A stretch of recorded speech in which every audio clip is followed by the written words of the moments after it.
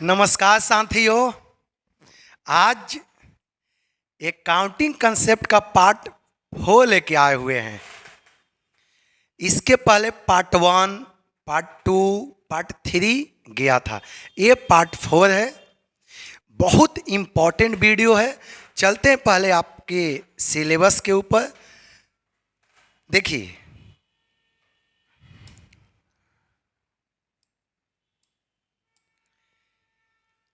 आज पार्ट 4 में आप जो पढ़ोगे, इसमें 4 कंसेप्ट हम लोग पढ़ेंगे।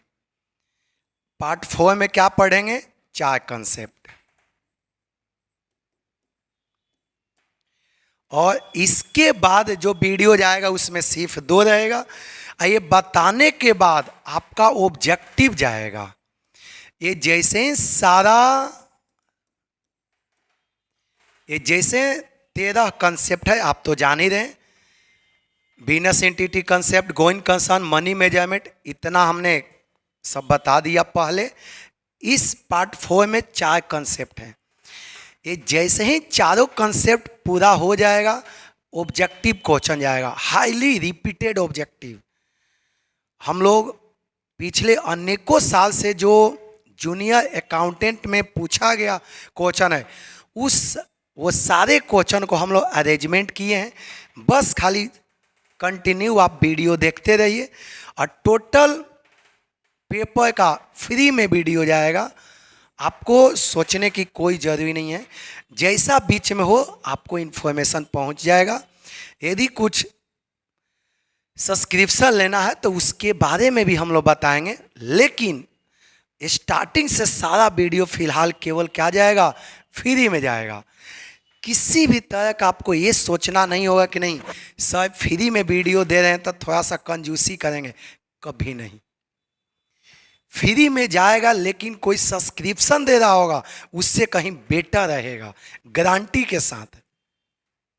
देखिए, तो फिलहाल आते हैं टॉपिक पर, उसके बाद बात करते हैं। पार्ट 4 में 4 कंसेप्ट आपका रहेगा। Revenue recognition concept, accrual concept, full disclosure concept, consistency concept. इस पार्ट 4 में 4 कंसेप्ट होने वाला है। और नेक्स्ट जो पार्ट जाएगा इसमें 2 रहेगा, साथ साथ ऑब्जेक्टिव रहेगा। ऑब्जेक्टिव हाईली रिपीटेड ऑब्जेक्टिव रहेगा। बस गारंटी के साथ यदि आप पढ़ लेते हो ना, 50 में 50 फिक्स आपका आएगा। चलिए आते हैं डायरेक्ट टॉपिक पर।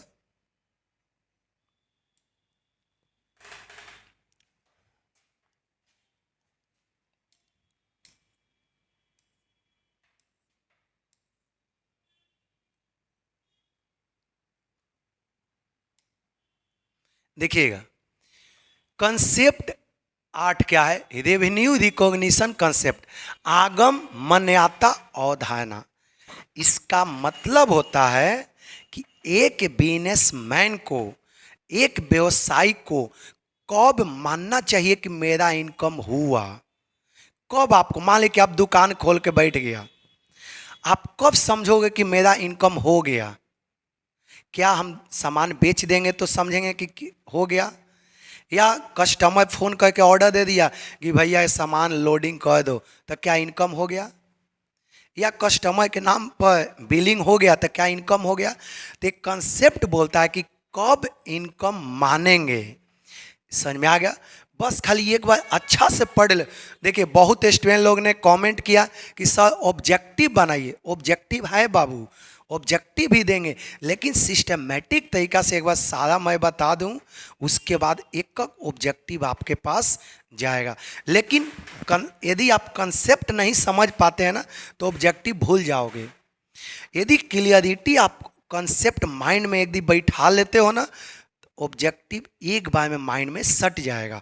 क्योंकि कल के क्लास में जो नेक्स्ट वीडियो जाएगा उसमें ऑब्जेक्टिव होगा।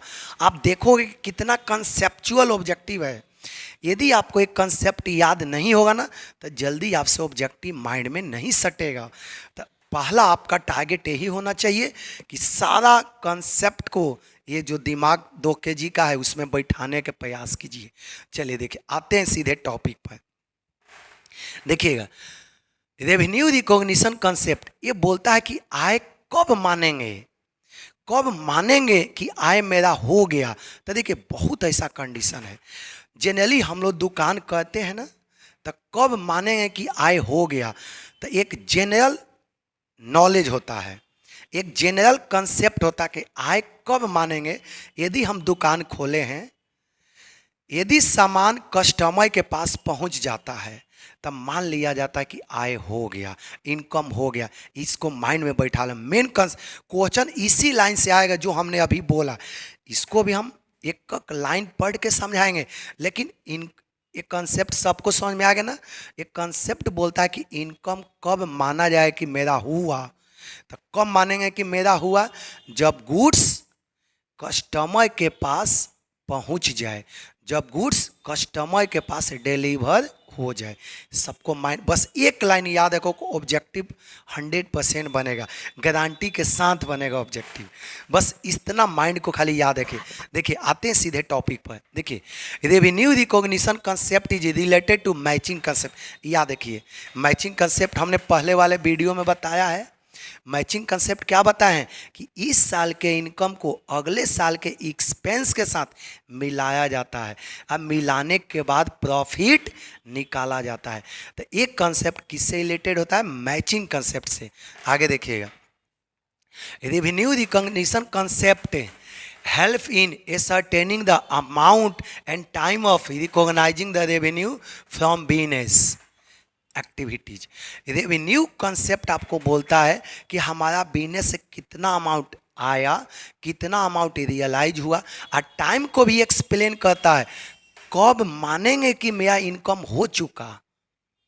देखिए normally revenue should be recognize when it is realize. बोला कि जनरली रेवेन्यू कब मानेंगे?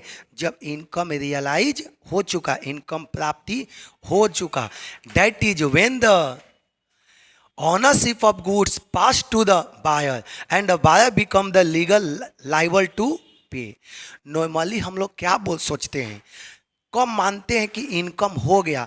जब हम सामान आपको बेच दिए, ओनरशिप जो आपका, देखिएगा जब ओनरशिप कहाँ ट्रांसफर हो गया, किसके पास?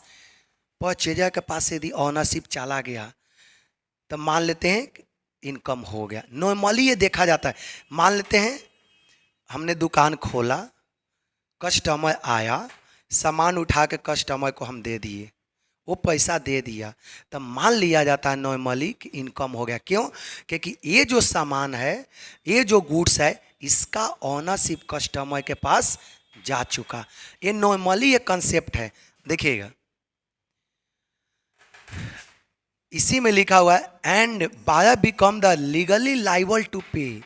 हम जैसे ही यदि कस्टमर को सामान दे दिए तो कस्टमर लीगली लाइबल हो गया पेमेंट करने के लिए। अब सामान तो दे ही दिए तो कस्टमर फ्री में तो लेगा नहीं, वो पेमेंट करने के लिए लाइबल हो गया। तो जनरली माना जाता है कि मेरा इनकम हो गया। आगे देखिए, दज receipt of a mere order does not mean the recognition of revenue। इसको एकदम से VVI कह लो 100%। मान ले कि कस्टमर ऑर्डर मोबाइल पर फोन किया कि भैया 10 क्विंटल चावल मेरे लिए रिजर्व में रखा करो, या 10 क्विंटल चावल आप मेरे घर पर भेज दो। तो क्या कस्टमर ऑर्डर दे दिया तो इनकम हो गया? कभी नहीं। क्यों नहीं इनकम होगा? क्योंकि कस्टमर कैंसिल भी तो कर सकता है ना, कॉल करके बोल सकता है कि भैया रहने दो, मत भेजो। तो ऑर्डर यदि कस्टमर देता है तो इनकम नहीं मानेंगे। देखो एक लाइन फिर से, दज receipt of मियर order does not mean the recognition of revenue. यदि कस्टमर खाली ऑर्डर देता है मोबाइल पर कि भैया 20 kg या 20 क्विंटल चावल मेरे घर पर भेज दो, या 20 क्विंटल मेरे दुकान में सामान भेज दो, या 100 पीस शर्ट में दुकान में भेज दो, ऑर्डर देने मात्र से इनकम नहीं होता है। आगे देखिए, for recognition of revenue goods should be इस लाइन को रट जाए, क्वेश्चन यहीं से रहेगा कंफर्म। यहाँ से देख लीजिए, for recognition of revenue goods should be dispatch बस टू कस्टमर। बस इतना लाइन रट जाओ, इतना लाइन बस केवल यहाँ से लेके यहाँ तक। यहीं से आपका क्वेश्चन आएगा कि इनकम कब मानेंगे, जब गुड्स कस्टमर के पास डिस्पैच हो गया। बस यही लाइन रट जाओ, गारंटी के साथ यही वाला लाइन आएगा एग्जाम में कि इनकम कब माना जाएगा। ऑप्शन में यही दिया रहेगा, जब गुड्स डिस्पैच हो गया कस्टमर के पास। ये लाइन आप रट जाओ बस। And invoice is simultaneously sent to out. Invoice मतलब होता है हमने गुड्स सेंड कर दिया और उसके साथ साथ एक इनवॉइस बिल कस्टमर के पास हमने भेज दिया, ताकि बिल में सारा प्रूफ होता है कि कितना केजी है, किस क्वालिटी का है, कितना अमाउंट का है। उसमें जो मैनेजर है उसका सिग्नेचर होता है, डेट होता है, तो एक इनवॉइस भी कस्टमर के पास भेजा जाता है। ये पॉइंट सबको समझ में आ गया। चलिए आगे देखिए, हिंदी भी पढ़ के समझा दें। आगम मान्यता अवधारणा मिलान अवधारणा से संबंधित है। ये तो सबको समझ में आ गया। मिलान अवधारणा हमने कल बताया था। देखिए, यह अवधारणा व्यवसायिक गतिविधियों से प्राप्त होने वाले आगम की राशि और समय निर्धारित करने में सहायता करती है। देखिए, समय निर्धारण ये बताता है कि कब इनकम हुआ, कब मानेंगे कि इनकम हुआ। समय भी बताता है कि कब इनकम हुआ। समानतः आगम को तब मान्यता दी जानी चाहिए जब वह साकार हो जाए। साकार मतलब जब वो प्राप्त हो जाए। ये थोड़ा सा देखिए, इसको इंग्लिश में क्या बोलते हैं, रियलाइज। देखिएगा, इसको इंग्लिश में जनरली हम लोग क्या बोलते हैं, रियलाइज। साकार को इंग्लिश में क्या बोलते हैं, रियलाइज। ये अकाउंट का जो हिंदी थोड़ा होता है ना, थोड़ा सा घुमा फिरा के दे देता है, लेकिन उससे टेंशन नहीं है। इसीलिए हमने हिंदी इंग्लिश दोनों समझा दे रहे हैं ताकि कोई भी दिक्कत ना हो। सकाय हो जाए अर्थात जब माल मतलब वस्तु, गलत सलत मत दिमाग में ले रहना। देखिएगा, अर्थात जब माल का स्वामित्व खरीदार को हस्तांतरित हो जाए, जब वस्तु का जो ऑनरशिप है वो किसके पास चला जाए, कस्टमर के पास चला जाए। आगे देखिए, हो जाए और खरीदार भुगतान के लिए, देखिए कितना सटीक लाइन लिखा हुआ है, और खरीदार भुगतान के लिए कानूनी रूप से उत्तरदायित्व हो जाए। आगे देखिए, इस प्रकार केवल ऑर्डर प्राप्त करने का अर्थ आगम की मान्यता नहीं है। कितना सटीक लाइन लिखा है, कोई भी इतना क्लियरिटी से आज तक आपको नहीं बताया होगा। एक और मैं बता दूं, एक कंसेप्ट से जो आपका ऑब्जेक्टिव आएगा, मिनिमम 5 ऑब्जेक्टिव है आपका। ये जो कंसेप्ट टोटल 13 कंसेप्ट पढ़ना है, पता है ना, इससे टोटल कितना ऑब्जेक्टिव आपका आएगा, 5 ऑब्जेक्टिव। ये क्लियर है, 5 ऑब्जेक्टिव आएगा, माइंड में बैठा लो। 5 आएगा तो आएगा, 5 से ज़्यादा हो सकता है, 5 से 6-7 हो सकता है, लेकिन 5 से कभी नहीं। यदि ये पढ़ लेते हो ना तो कंफर्म बाबू 5 नंबर। चलिए, ये समझ में आ गया ना। ये इस प्रकार केवल ऑर्डर प्राप्त करने का अर्थ आगम की मान्यता नहीं है। आगम की मान्यता के लिए माल ग्राहक को भेज दिया जाना चाहिए। याद रखिए, यही लाइन से तक क्वेश्चन बाबू बनेगा, यहीं से तक क्वेश्चन बाबू बनेगा। और साथ ही साथ इनवॉइस भी भेजना चाहिए। इनवॉइस तो सब समझ में आ गया होगा। कॉमर्स में है तो थोड़ा सा पढ़िए कि बीकॉम पास किया होगा, ऐसे तो आप लोग बीकॉम पास किए नहीं होंगे। चलिए नेक्स्ट कंसेप्ट पर चलते हैं। अब देखिए, बहुत इंपॉर्टेंट कंसेप्ट आया। चलिए, ये बहुत इंपॉर्टेंट कंसेप्ट है, एक्रूअल कंसेप्ट, उपार्जन अवधारणा। अब देखिए, ये अवधारणा क्या कहता है, यह कंसेप्ट क्या कहता है, ध्यान से सुनिए थोड़ा। हाँ, इस बार शादी तुम्हारा फिक्स है, बस नहीं इस पर अभी शादी ब्याह के चक्कर में मत रहो, नहीं तो चल जाओगे काम से। अभी कोशिश करो कि जो हम बता रहे हैं इस बार तुम्हारा कल्याण है। आराम से, क्या कहता था, कोई बात नहीं, CGL कोई बात नहीं, CGL न सही, अकाउंटेंट तो सही ना, कोई बात ना, 100% पढ़ाई करो, इस बार सब चीज़ मिलेगा। चलिए, सीट भी बढ़ने वाला है, ये जो सीट है ना 300 नहीं रहेगा, ये सीट और बढ़ेगा, तो इसीलिए टेंशन लेने की कोई ज़रूरी नहीं है। आप लोग बस खाली ध्यान से पढ़ते रहो। हाँ, ध्यान से देखिए, एक क्रूअल कंसेप्ट पर मैं आता हूँ वापस। देखिए, एक कंसेप्ट क्या कहता है, एक कंसेप्ट बोलता है कि इस साल से रिलेटेड जितना भी इनकम है इसी साल रिकॉर्ड करना चाहिए, चाहे वो आपको प्राप्त हुआ हो या नहीं। इसी तरह से एक्सपेंस के लिए भी बोलता है कि जितना भी इनकम इस साल से रिलेटेड है इसी साल रिकॉर्ड करना चाहिए, चाहे आप उस एक्सपेंस को पेमेंट किए हैं या नहीं किए। इस साल से रिलेटेड जितना भी इनकम है इसी साल रिकॉर्ड करो, चाहे वो मिला हो या ना मिला हो। इस साल से रिलेटेड जितना भी इनकम है इसी साल रिकॉर्ड करेंगे, चाहे हम पेमेंट किए हो या नहीं किए हो। इसको रट जाना बहुत बेटा इंपॉर्टेंट है। देखिए, नेक्स्ट वीडियो में ऑब्जेक्टिव बताएंगे तो आपको याद आएगा कि अभिषेक सर क्या बोल रहे थे। ये पढ़ लोगे टोटल के टोटल ऑब्जेक्टिव आप टच करोगे, गारंटी के साथ है। चलिए देखिएगा, एक्रूअल कंसेप्ट क्या कहता है। According to this concept, all expenses related with current year must be recorded in current year whether it is paid और नॉट। देखिए, यही लिखा ना, वे सारा एक्सपेंस जो इस साल से रिलेटेड है इसी साल रिकॉर्ड करेंगे, चाहे हमने पेमेंट किया हो या ना किया हो। चलिए, इसी तरह से देखिए, ये तो एक्सपेंस के लिए हो गया, ये इनकम के लिए। ऑल इनकम से related with current year must be recorded in current year whether it is received और नॉट। देखिए कितना सटीक लिखा हुआ है। सारा इनकम जो इस साल से रिलेटेड है इसी साल रिकॉर्ड करेंगे, चाहे वो आपको मिला हो या नहीं मिला हो। चलिए हिंदी में भी देख लेते हैं। इस अवधारणा के अनुसार वर्तमान वर्ष से संबंधित सभी व्यय को वर्तमान वर्ष में ही दर्ज किया जाना चाहिए। दर्ज मतलब होता है रिकॉर्ड करना। दर्ज मतलब क्या होता है? रिकॉर्ड करना। रिकॉर्ड किया जाना चाहिए, उनका भुगतान किया गया हो या नहीं। देखिए कितना सटीक लिखा हुआ है। इस साल से रिलेटेड जितना भी इनकम है, एक्सपेंस है, इसी साल रिकॉर्ड करना चाहिए, चाहे आप उसका भुगतान किए हो या नहीं किए हो। चलिए आगे देखिएगा। ये एक्सपेंस से रिलेटेड है, ये इनकम से रिलेटेड है। वर्तमान वर्ष से संबंधित सभी आय को वर्तमान वर्ष में ही दर्ज किया जाना चाहिए, चाहे उसे प्राप्त किया हो या नहीं किया हो। इतना यदि आप पढ़ लेते हो, ऑब्जेक्टिव गारंटी के साथ टच होगा। नेक्स्ट वीडियो में देखिए ऑब्जेक्टिव आएगा 2 कंसेप्ट पढ़ाने के बाद। आप सामने देखोगे कितना आपको हेल्पफुल है।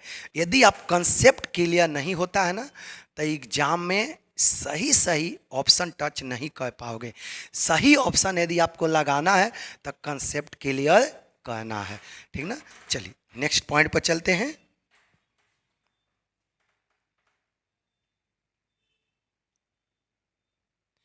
अब देखिए कंसेप्ट आपका 10 फुल डिस्क्लोजर कंसेप्ट। सारा कंसेप्ट ध्यान से आप पढ़ लीजिए, एक एक करके सारा चीज बताएंगे हम आपको, देख लीजिए। इसके बाद कंपनी एक्ट पढ़ाएंगे विथ अमेंडमेंट। ये जैसे कंसेप्ट खत्म होगा तो कंपनी एक्ट आपको पढ़ाएंगे, कंपनी अकाउंटिंग। इसके बाद जस्ट कंपनी अकाउंटिंग। बहुत स्टूडेंट लोग ने मैसेज किया कि सर इसके बाद अब कौन सा टॉपिक आप पढ़ाओगे, तो इसके बाद कंपनी अकाउंट पढ़ाएंगे। इसके बाद और उससे रिलेटेड जितना ऑब्जेक्टिव है सब बताएंगे। पहले कंसेप्ट बताएंगे ताकि आपका माइंड थोड़ा सा बढ़ जाए, उसके बाद सारा एक एक करके ऑब्जेक्टिव आपको बताएंगे। देखिएगा, फुल डिस्क्लोजर कंसेप्ट, पूर्ण प्रकटीकरण की अवधारणा। देखिए डिस्क्लोज मतलब होता है प्रकट करना, दिखाना।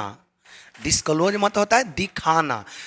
यह कंसेप्ट बोलता है कि आप अकाउंट बनाने के लिए, फिनेंशियल स्टेटमेंट बनाने के लिए आप जिस भी मेथड का उपयोग किए हैं, अकाउंट बनाने के लिए आप जो भी मेथड का उपयोग किए हैं उसको अकाउंट में दिखाना चाहिए, उसको फुट नोट में दिखाना चाहिए, उसको मेंशन करना चाहिए। ये कंसेप्ट क्या कहता है, समझ में आ गया?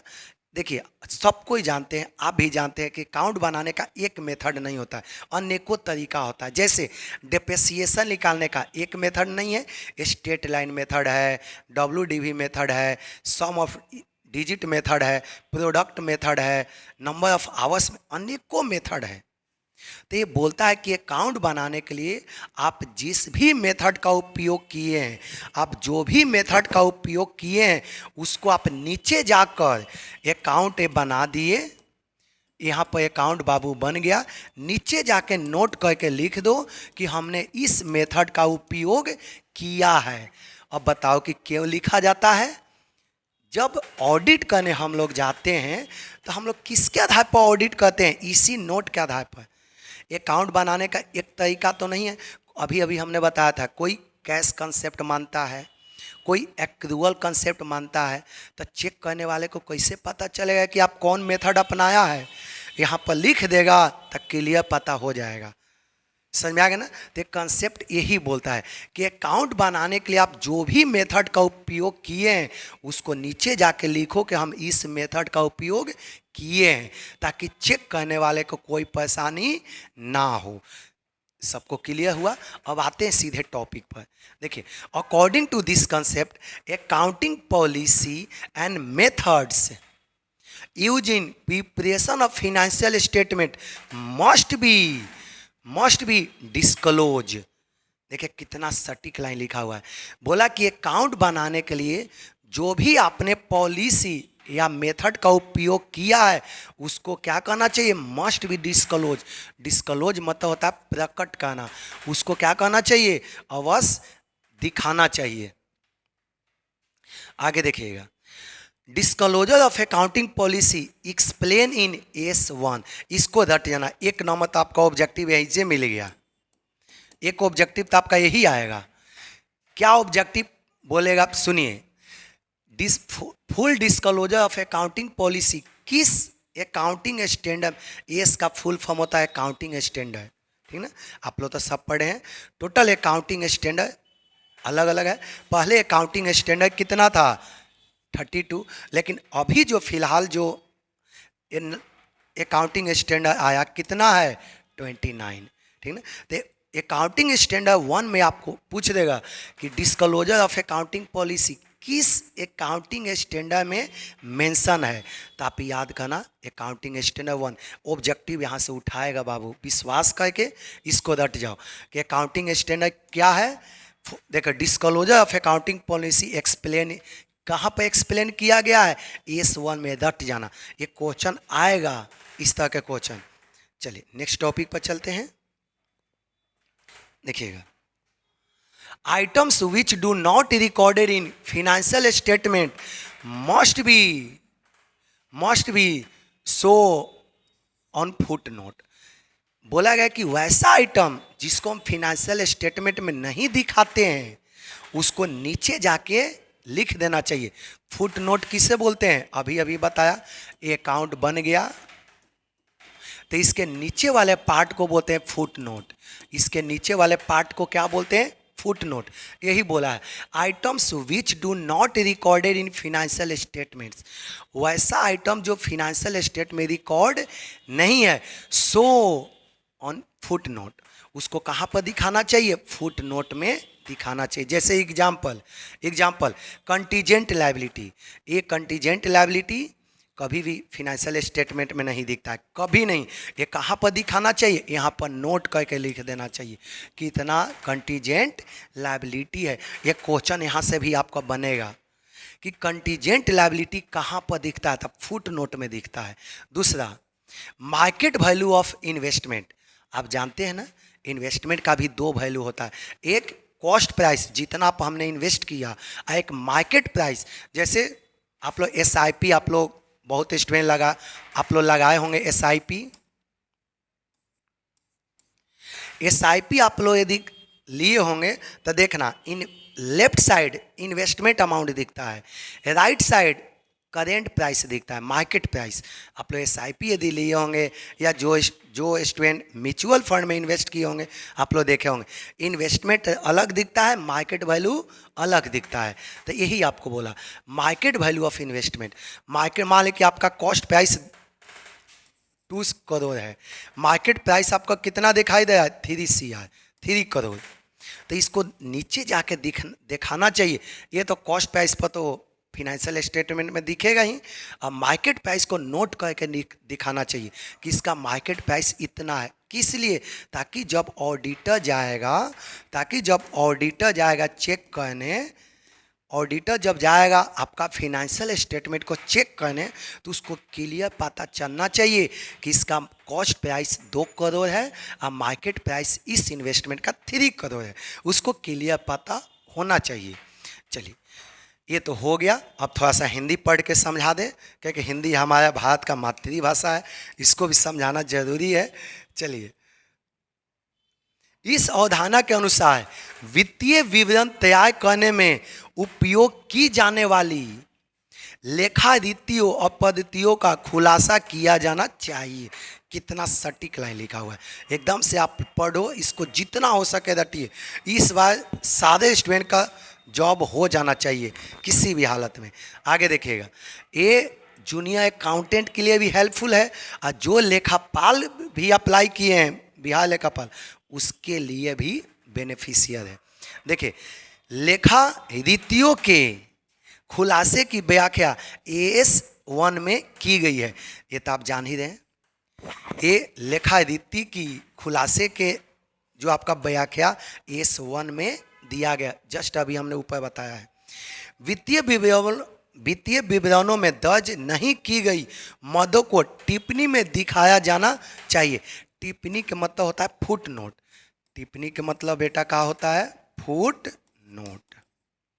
टिप्पणी मतलब क्या होता है? फुट नोट, उसको नीचे दिखाना चाहिए। आगे देखिए, उदाहरण संभावित दायित्व। संभावित दायित्व जैसे आपने कोई सट्टाबाजी किया, अपने सट्टाबाजी में पैसा लगा, वो कंटीजेंट लायबिलिटी है। कंटीजेंट लायबिलिटी किसको बोलते हैं? Those liability which depend on event happen और नॉट। मतलब वैसा लायबिलिटी जो निर्भर करता है किसके ऊपर? जो इवेंट होगा या नहीं होगा उसके ऊपर डिपेंड करता है। चलिए ये देखिए, संभावित दायित्व निवेशों का बाजार मूल्य। चलिए यहाँ तक किसी को कोई डाउट नहीं है। नेक्स्ट पॉइंट पर चलते हैं।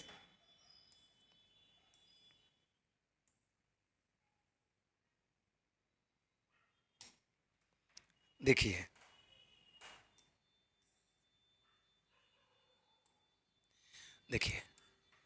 कंसिस्टेंसी कंसेप्ट, एकरूपता की अवधारणा। अब बताइए, कंसिस्टेंसी कंसेप्ट से सबसे ज़्यादा क्वेश्चन आएगा। 2-3 कंसेप्ट वैसा है ना जहाँ से बहुत क्वेश्चन आएगा, लेकिन आप इस चक्कर में मत रहो। जितना भी कंसेप्ट है, टोटल 13 कंसेप्ट है, 13 कंसेप्ट के दिमाग में आप बैठा के रखो। चलिए, अब एक कमेंट में मत मेंशन किए कि सर हम किस कंसेप्ट को पढ़ रहे हैं, ये कभी मैसेज कमेंट में नहीं होना चाहिए। 13 कंसेप्ट है, पूरा 13 कंसेप्ट आप पढ़ने का प्रयास करो। चलिए आते हैं सीधे टॉपिक पर। देखिए, कंसिस्टेंसी कंसेप्ट, एकरूपता की अवधारणा। अब देखिए ये कंसेप्ट क्या बोलता है। इस कंसेप्ट के अनुसार आप फिनेंशियल स्टेटमेंट बनाने के लिए जिस भी मेथड का उपयोग किए हैं उस मेथड को प्रत्येक साल उपयोग करना चाहिए, बिना किसी कारण के उस मेथड में परिवर्तन नहीं करना चाहिए। ये कंसेप्ट क्या बोलता है, सबको क्लियर समझ में आ गया? आप अकाउंट बनाने के लिए जो भी मेथड का उपयोग किए हैं उस मेथड का प्रत्येक साल उपयोग करना चाहिए, बिना किसी कारण के उस मेथड में परिवर्तन नहीं करना चाहिए। यही कंसेप्ट बोलता है। सबको क्लियर हो गया? चलते हैं, थोड़ा लाइन बाय लाइन पढ़ के आपको समझा दें। Consistency concept implied that same accounting principle, methods and practice should be used for preparing financial statement year after year। ये लाइन समझ में आ गया? ये बोलता है कि अकाउंट जो भी प्रिंसिपल मेथड प्रैक्टिस अकाउंट बनाने के लिए आप उपयोग किए हैं उसको ईयर आफ्टर ईयर से उपयोग करना चाहिए। आगे देखिएगा, इन अदर वर्ड्स देखिएगा, in other words this should not be change from year to year और 1 ईयर टू अनदर ईयर। इस मेथड का कभी भी चेंजिंग नहीं होना चाहिए। If they are change year, if they are change every year, ध्यान से देखिएगा,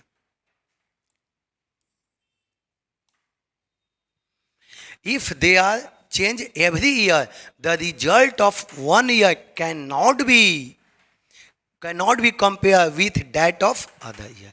ये तो जान ही रहे, यदि मान लें कि हम डेप्रिसिएशन, मान लेते हैं कि हम डेप्रिसिएशन 2023 में स्टेट लाइन से निकाली, स्टेट लाइन मेथड से हमने निकाल लिया। 2024 में हमने डेप्रिसिएशन कैसे निकाला, रिटेन डाउन वैल्यू मेथड से निकाला। तो क्या दोनों साल का अकाउंटिंग इंफॉर्मेशन आपको सेम दिखेगा? क्या 23 और 24 का अकाउंटिंग रिजल्ट का सेम दिखेगा? नहीं दिखेगा। क्यों नहीं एक जैसा दिखेगा? क्योंकि दोनों साल में डेप्रिसिएशन निकालने का मेथड अलग है।